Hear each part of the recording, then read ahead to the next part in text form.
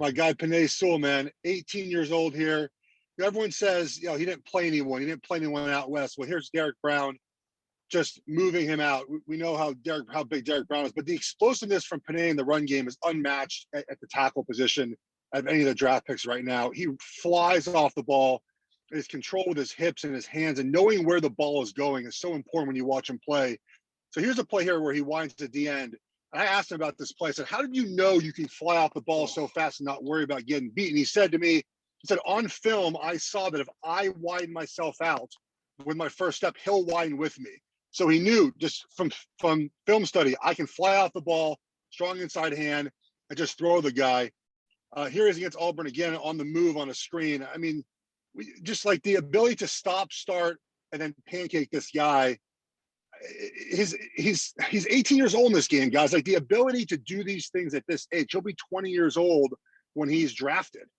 I chose some reps when he recovered, and this is some of the problems that he has in pass pro. I think that's the biggest weakness for him. Let's watch his recovery here.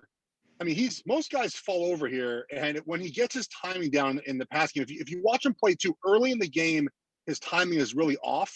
And I think it's just because their offense they ran was not very good. I mean, we witnessed that with evaluating Herbert, right? There just weren't a lot of true pass protection reps that he had in college. You watch his recovery here. I mean, how many guys are able to reset their hips like this with a long arm like this? And this is Joe Tryon, who people have as a first-round draft pick this year, late first-round draft pick grade I've seen. And the ability to recover like that is unbelievable. So Rashawn Slater, Northwestern, he also sat out this year. I think both these guys, when their leagues canceled, just said like, hey, I'm going to start getting ready. So here he is. He's super athletic. Backside cutoff block here against Ohio State. This was easily his best game he played in college, just the Chase Young game. He came to play this game all over the field. We see other games when his hands weren't as good, but again, just the ability to get off to second level. This is huge, right? These blocks take kind of good runs to great runs when you block on the backside. So you see here his angle, his get off, his approach, and his ability to turn his hips, knowing where the back's coming. Look, this is the reason why he's going in the top 10 or top 12. It's the Chase Young game. And his ability to independently use his hands here, if you watch, we're going to have some clips later where he doesn't do this, but if you watch here, he's able to strike the nearest point with his outside hand, then use his inside hand. So we're not two-hand punching. He's keeping Chase at a good length away from him.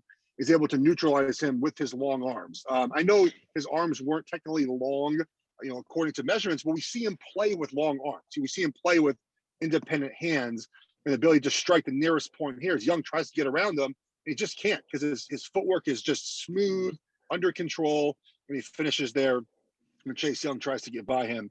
We'll see it one more time maybe right here. It's outside hand, runs him by, and then he kind of tries a little mini baptize there. In the outside zone here against Young again. The thing with Slater that he needs to work on, I know he's working on it, I know the guy who's training him right now, is his unlocking of his hips at times in the run game. His hands don't quite match up sometimes. But we see here in a lot of these reps, he is able to sustain blocks at a high level. There's one, I didn't include it here, from the 2018 championship game against Ohio State when they score 80-yard touchdown when early in the game. He's a right tackle. He takes Chase Young off the screen.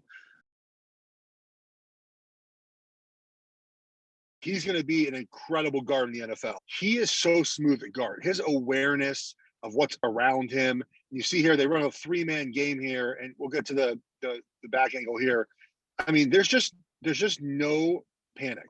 Like, he punches his guy across, he takes 95, he moves into the tackle, and then he traps that guy right there. Which is throughout his film, just beautiful awareness of the guard position.